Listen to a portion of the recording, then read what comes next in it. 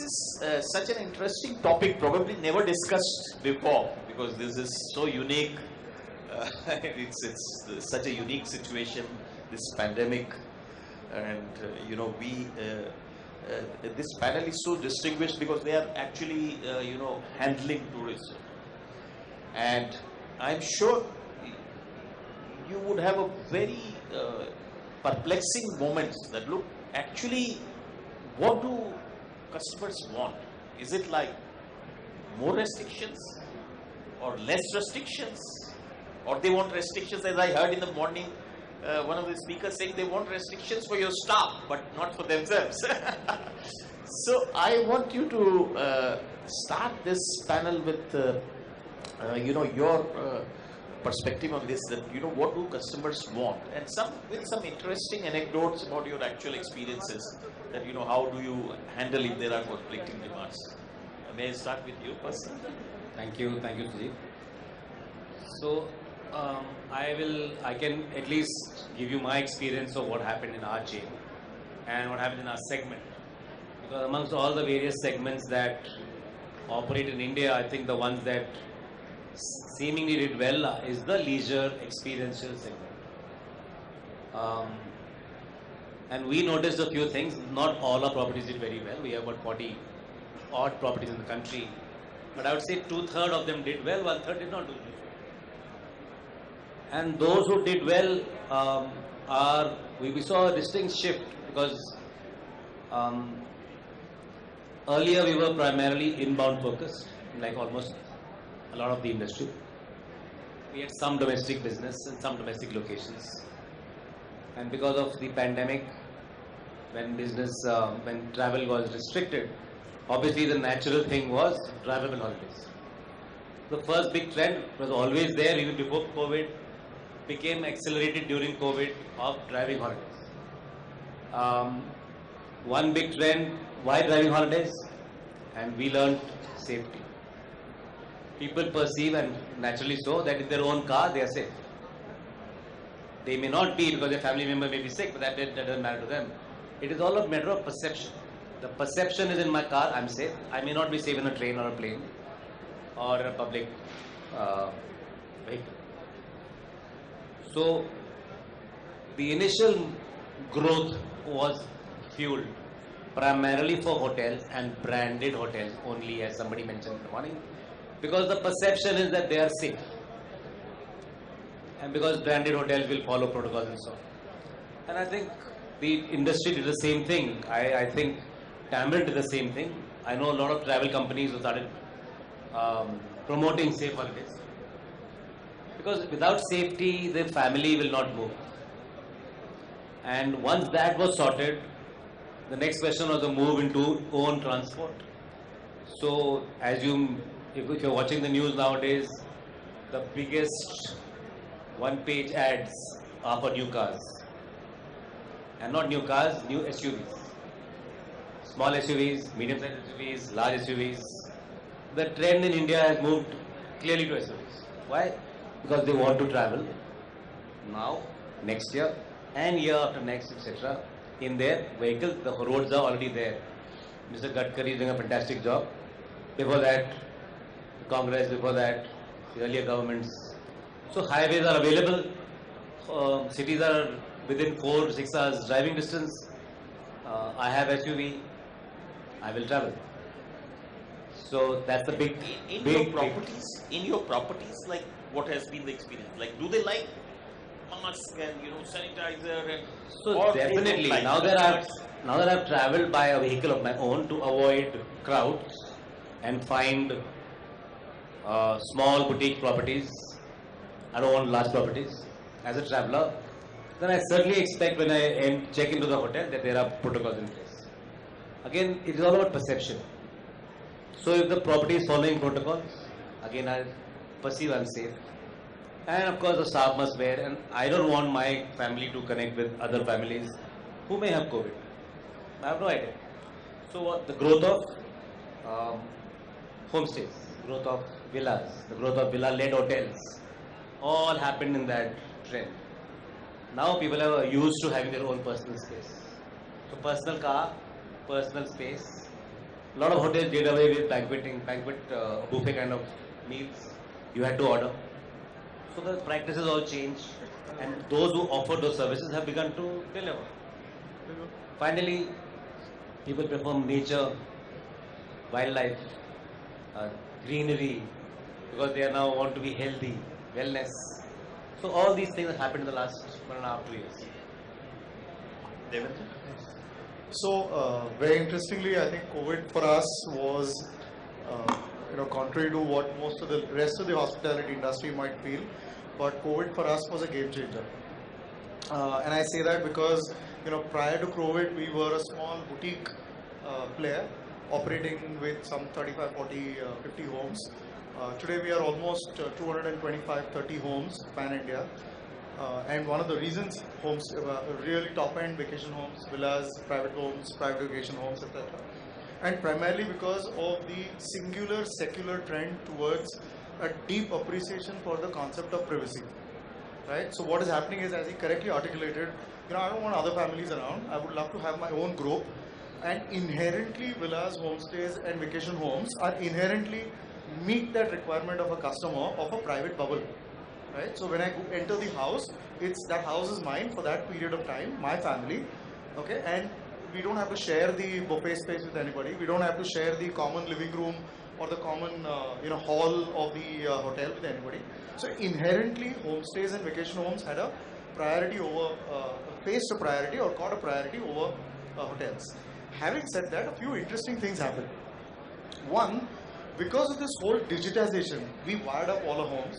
Every single home we wired up with fiber or high-speed Wi-Fi, and we used to earlier pride of never having Wi-Fi. Today we wired up every home, and now every home, every room is an e-learning center or a work-from-home studio for a CEO or a CXO who's coming and staying there for a week, 10 days or whatever, and operating out of there. How does it matter whether I'm operating from my house in Lower or Gurgaon or from Goa? It's the same thing, right? I'm logging into the system from wherever I can. Second interesting thing, or if but now with schools reopening, I think fundamentally things are going to change.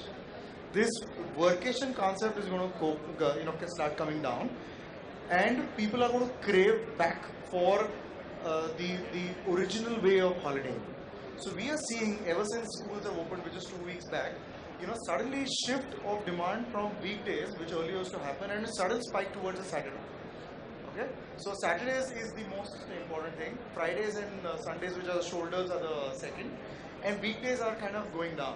So we are again going back to pre-COVID times when we are targeting senior citizens, when we are targeting younger groups, when we are targeting different audiences for the weekdays. So things are going back. And the last trend that I want to talk about is every company and every HR of every company is now wanting to fill the quotient of human connection back in their teams. 2-3 years have passed by where people have joined organizations and also left organizations and have zero engagement with their team members. We will not see 100 member, 200 member offsites. We will definitely see team offsites of 10 people and 15 people and 20 people, and 100% as over the next 3 or 4 months, all offsites, team offsites are going to be back.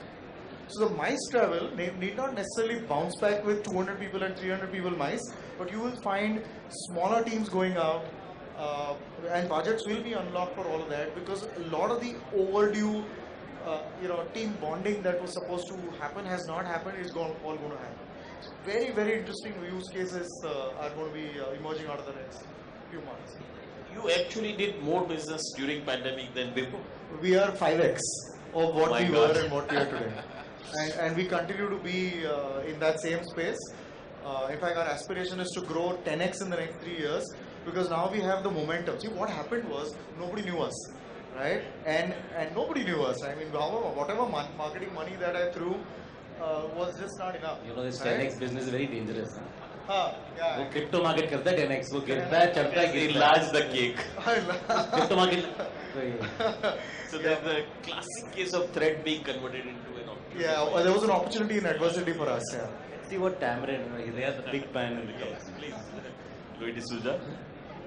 First of all, Sanjeev, thank you so much for you and your team for putting up this great show. It's lovely to connect with everybody on a face-to-face. I mean, we've had enough of Zoom calls happening. Zoom fatigue had set in a long time back. And I was in Dubai recently for the Expo 2020, and we connected with a lot of people over there. Face-to-face, it's great to meet up with people. There's no replacing the human touch. So that's one great thing, and I think OTM has done that. You can see the crowds today. It's really, really packed. So coming back to the topic, interestingly, I always had this theory from the beginning that there are only three things that you really need to do to manage COVID. Wear your masks, keep safe distance, and sanitize before you touch your mouth and your nose. These were the only three truths. And there was nothing else to it. But it just blew out of proportion. It went spiraling, obviously because you could not control what people would be doing. So obviously if people don't wear their masks, they're going to be spreading. If they're going to be infected, they're going to be spreading. So a lot of things happened. But these were the three golden rules which are even prevalent today. That's it. There is nothing else to it. Come the fourth wave, fifth wave, Mexican wave, whatever wave, this is what's going to happen. But these were the rules. Interestingly, I must share a story which tells you that safety, according to people, and safety according to anybody, is you got to keep yourself safe, so I am safe. And this is prevalent with most of our customers. They want to make sure that everything is safe for them to travel, but they will flout every norm. They will take off their masks and they will go around in public and all. So even in the wedding situation, I remember one of our clients was like, listen, we got to do RT-PCR for the guests, we got to do RT-PCR for the staff of the hotel, we got to go do RT-PCR for the construction guys, for the sound and light guys, everybody. So I said, I got to get the groom and bride and the parents of the groom and bride tested. No way. I was like, listen, you're going to be hugging like 100, 200 people. And that's going to be, you're going to be super spread over there itself. So the concept of safety is very relative. It depends upon person to person. If I wear a mask, I feel safe. But if you don't wear a mask, I don't feel safe. So this is the theory that has been there for a very long time. And going forward, I feel that this is going to continue. That people are going to ask for safe places to travel, safe environments, staff to be vaccinated, etc. But there's an equal responsibility for the tourist or for the client to also conform to safety norms. Now, what those safety norms are could differ from place to place. They could differ from whether you're in an outdoors area or if you're in an indoor banquet hall. It could all differ. But that is what I realized, that in the pandemic, there were different rules for different people. It could be a different rule for me. It could be a different rule for you. And that's my take from... Well said. So that's very interesting. Can we now turn to an interesting, kind of a projection that what are the practices you see are here to stay? Let's say for a medium term or for good. So, let's say a sanitizer. Like in hospitals, it was there even earlier, and now, it will continue. So, do you see even in hotels this becoming a permanent fixture? Or this is just one stray example? You would know from your experience a lot that look, these are some of the practices. Like in the hotel I am staying, I am not name them. Face towels are missing, So, as if, the COVID will be transmitted only through the face towel, So it has become a little bit of anecdotal, this excuse for cutting services also. From a customer point of view. From a hotel point of view or from a service provider point of view, it may be very much a healthy practice. So if you could price it open, tell openly that look, these are the things which are, learnings from this COVID experience, or, learning in a positive or negative way, which are here to stay. So, it would be most interesting from you, Avinash, from a hotelier point of view. What are the things which are changed for good? I can only draw parallels from the airline industry. I am, me, you, may not be the gentleman, him, are used to traveling by full service airlines. All our lives. Air India, Maharaja, etc. etc. Then came the low cost guys. Has the trend changed for good? Almost certainly. There is no low cost, there is no full service line left anymore. Everybody is giving us the biggest low cost airline is more expensive than the highest high full price No, airline. but here I would push back a little bit. That look, in Air India, for example, when pandemic started, they started serving cold food. Then I called the thing, and the attendants, and I said, that, tell me, it's like a school kid knows that hot is more hygienic. So tell me one reason why you insist on serving food cold.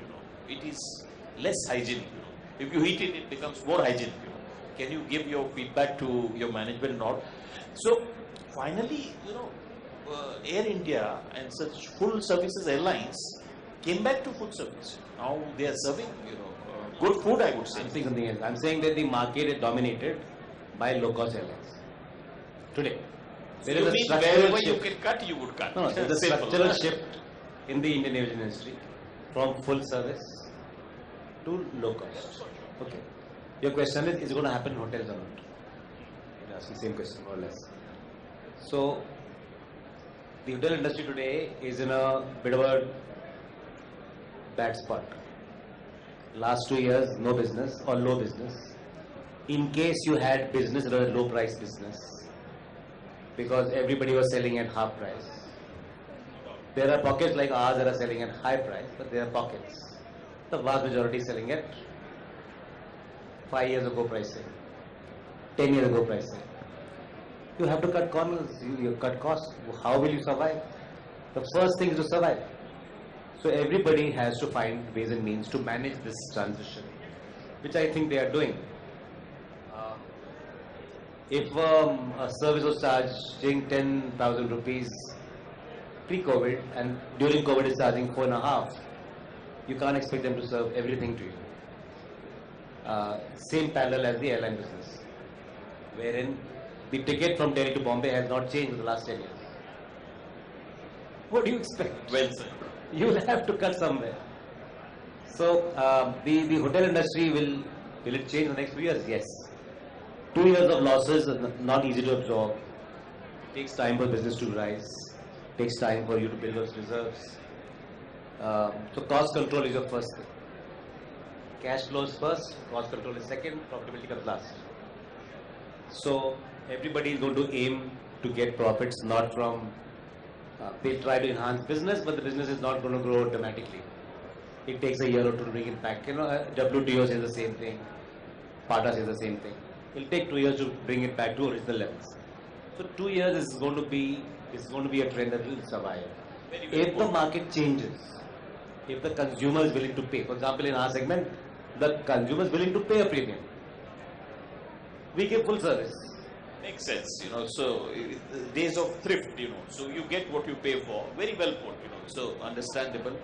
So what would you say in your Saffron Homes, any new learnings which are here to stay, like, okay, due to COVID, you have to do something like, installing some more washing machines or changing your laundry man or I don't know, what happened which is going to stay and which was a good or bad, it's going to stay.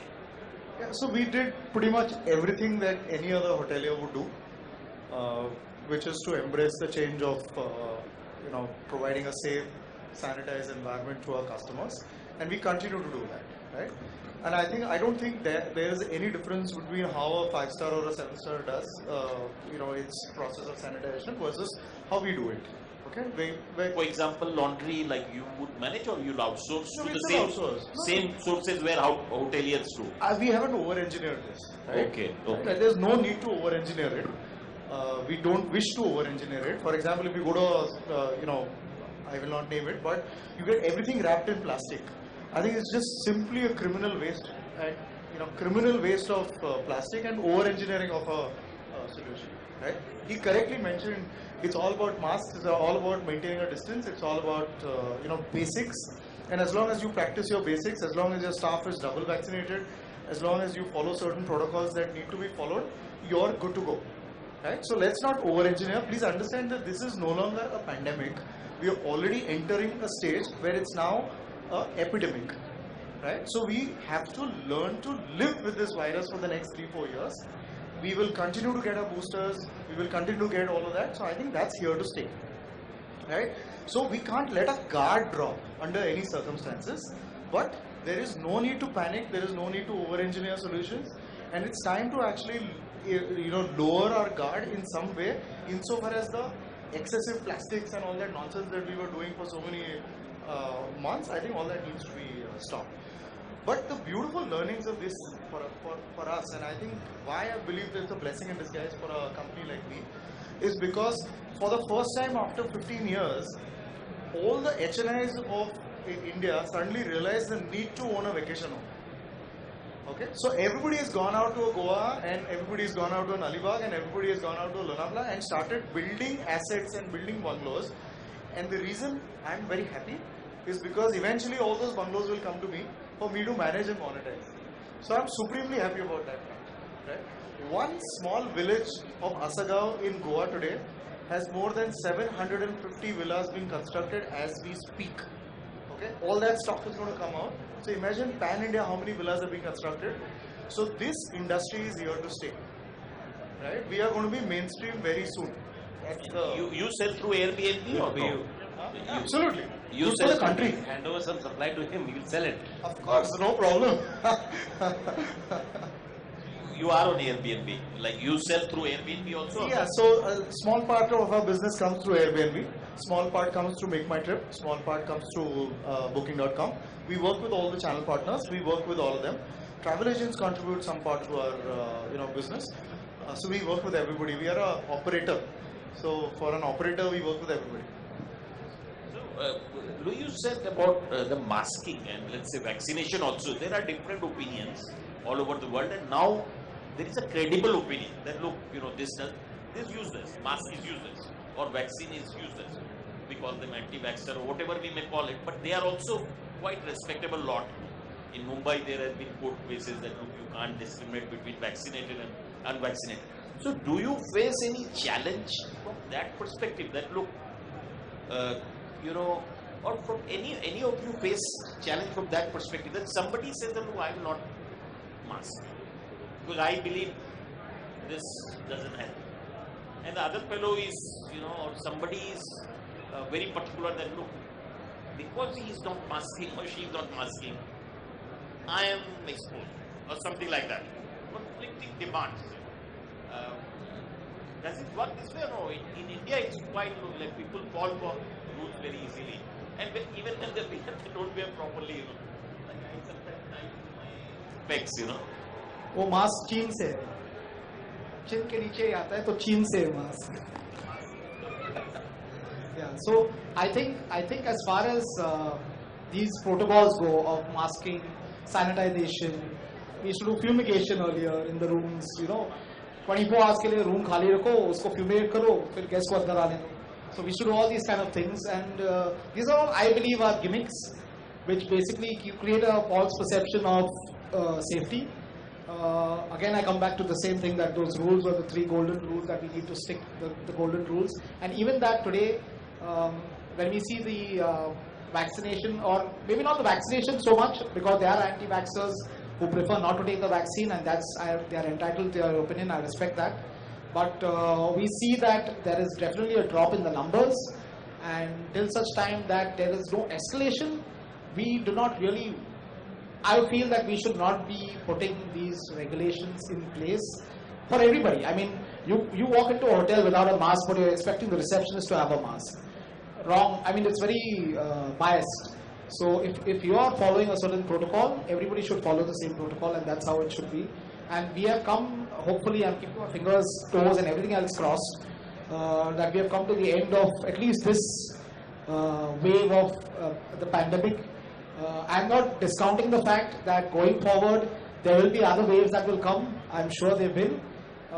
Historically, the last virus that we had took around 10 years for us to get a cure, and this one, with all the technology that we possess, would take approximately 5 years. So I'm talking about 2025, and in between we shall have these sporadic things that keep on coming in and disturbing the equilibrium. But having said that, I think it is time for us to move on. And I'm not talking from an industry perspective. I mean, it is obviously in a selfish interest that we say that we should move on. But overall, I think people are quite,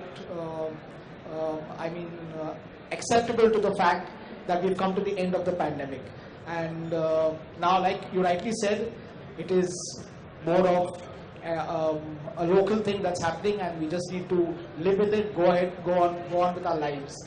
This is as far as basking goes, and I would also like to take the opportunity to highlight something else about the learnings in the pandemic. And I've had some great learnings in the pandemic. Something that I tried to implement a long time back was work from home. Was resisted by everybody in the organization, especially my managers. Ghar se kaam karenge to how can you watch what they're doing? How will you, get the productivity right, etc.? How do you know what's happening? And when we got into the pandemic, everybody was working from home, and we have a very, very robust domestic team. And we moved a lot of our inbound staff also into the domestic team, because that business went right through the roof. And we found out that working from home actually is great. But I'm not for complete working from home. I like the hybrid model, because the hybrid model allows you to connect in office. So even if you, out of 5 days of the week, you come to office 1 day or 2 days and you're actually interacting with other people in the team, it creates a bonhomie, it creates a connection, it creates a culture of the organization. Because work from home doesn't really create any culture. It's very detrimental to the organization. You're very isolated. So that is one thing that has definitely changed for us. The second learning that I had from the pandemic was a paperless office. Again, one of my dreams. My accounts resisted like crazy before pandemic, and then suddenly they realized right through the pandemic there was no paper. I mean, we were not printing anything because you're all working from home. So now that dream is coming true, that we would have actually a paperless office, and everything would be digitized, everything would be loaded onto the cloud, and it's so much more easier. It's more eco-friendly, go green. So another thing that is really, really interesting for us. And the third thing is about having office space. Your costs are really, really reduced drastically. You have a rotational office. You have people coming in and out of the office. You have hot desks. So a lot of things change for us, and they change in a very, very positive way. And I'm happy that in a way that the pandemic, allowed us to implement those changes, because I really didn't see that happening if business was going on, without a pandemic hitting us. We would have never adopted work from home culture. A lot of companies actually are looking seriously at hybrid, and that is a good thing, because it gives a work-life balance, especially in cities like Bombay. 2 hours to work in the morning, 2 hours back home in the evening. 4 hours of your time wasted completely. And I'm sure we can do much, much better things, be more productive and more constructive with those 4 hours in hand. So both ways, I think, very, very interesting. Very illuminating. So now, in the interest of time, we would do a slightly rapid kind of round. I just ask you. Do we get a hamper also? Definitely, the show is a gift, and there are flowers there. So, is government restriction a problem or no longer? Restrictions imposed by government due to COVID, you can't do this, can't do that. Initially, it used to be a big problem. Still a problem, or more or less okay? Avinash? No, it's clearly government. Government says no travel, there's no travel. Government says RT-PCR on check-in, travel goes down. It's all government mandated. And it's still problematic. Travel is a government mandated process. Yeah. Airlines we can operate on 27th is a government decision. It's not my decision or your decision. Today travel is mandated by the government. And even at the property level, a lot of hassles. First of all, there is national level. Oh, yeah. Then there is state level. Then in our case, district level. Every level there is a decision by the DC can take a decision or not to allow travel. Because it's less now, but everything is government. And for you also, government problem or? No, of course problem. Huh? Of course. A lot of intrusions, a lot of restrictions, a lot of. For you? I think with government, what has happened in the beginning also is every state was allowed to do their own thing. And that was a big, big challenge, because everybody was giving different rules. You come from one state to another state, different rule. You come from that state to a third state, a different rule. And that was creating complete confusion. So even the travel consultants had a really, really tough time keeping, in sync with that thing. So while I'm all for government regulations, but government regulations should be with a certain guideline and with a certain kind of understanding as to how serious this is. They can't just open and close because everybody's been hit. So we need to make sure that we have some chance of surviving this 2022 at least. So another question is, in how many months you see coming back to pre-COVID levels, your total business? 12, 24? Domestic leisure is back to 98%, 102% of original levels. Inbound leisure will take at least a year and a half, maybe 2. MICE another 6-8 months minimum, because 6 people months. are scared of doing big MICE. Weddings, of course, anytime. है ना? जितना ज़्यादा उतना अच्छा. 50 is too But less. they don't allow more than 1,000 and all that. नहीं, people are not relax. interested in your opinion. मेरी शादी जो करना करूँगा. We are Indians, no, we don't care. I'll have 4 events. 200 यहाँ, 200 वहाँ, 200 वहाँ, 200 वहाँ. हम कर लेंगे. आपको लुट हो गए. So point is, weddings will continue to happen. On an average, within 12 months, you see everything like your bottom lines coming back. We are forecasting 22-23 to be a bumper year. Bumper year. Wow. Well said. I think that deserves a clap. Amazing. You already a bumper, huh? No. He's 5 times. He's a cryptocurrency. I don't want to go to 2019. 5x, 10x, and then he's going SpaceX. No, so, one of the things that I want to talk about was, I'm just building on what he is saying. For us, COVID was the single digitization opportunity entire value chain. I thought it was demonetization. No. I think It the started customer there. demanded a The lot of payment things. side happened there. But right now, from the first point of connect with the customer, our IVR is in the cloud. There's no IVR, there's no call center. Everybody operates from home. Everybody operates. The call center executives don't come to office. Imagine a situation. That's going to change soon. No, I don't think so. We will. Some of these matters we will never get back to the way we were doing things, and I don't want to. Including the customer's identification process, the check-in process, the checkout process, the meal payments, every part of our value chain, except the point where the service is provided by the service team at the villa and the customer. Everything else is digital for us, and we will continue to be digital. And this was a huge change from how we were pre-COVID and what we were post. And COVID forced this digital adoption, both on the customer side and on the company side. Louis, when do you expect normalcy in revenues to return? So I will say this, as far as domestic tourism goes, I believe that domestic tourism will take a slight reduction because of the kind of outbound tourism that will take place once international destinations open up. Yeah, but my question is, let's say Tamarind was doing pre-COVID Right, X revenue. right. When do you hit that now? So in how many months? I'm talking about that only. I'm saying that my domestic will go down, but my outbound will go up, compensating for the loss of domestic. Weddings are going through the roof anyway. Weddings were even going through the roof during pandemic. Only thing, the numbers from 1,000 became 100, but we still did the same number of weddings, but not the scale that we had earlier. Corporate travel has already started picking up quite rapidly, and it will continue to pick up. And I feel that 2023 would be a year of revenge tourism. 2022 will be the rise, and 2023 will actually be the revenge tourism that is actually going to happen, and we can see some great business in 2023. So 2022, this financial year, you will come back to pre-pandemic. I would say 23. I would not say 22. I would say 23 would be a pre-pandemic number. And you said 22 would be fantastic. 2022, 23. Our segment is different.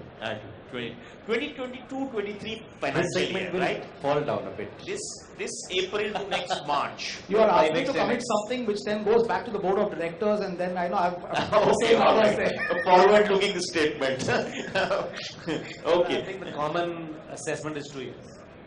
Yeah, 2 years is what I would say. 2 years. So if you look at a financial year, 23, 24, yeah. Okay.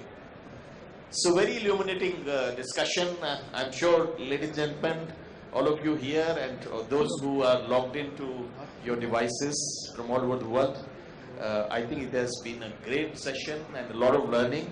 So may I request you to give a very good round of applause to our distinguished speakers. Thank you very much.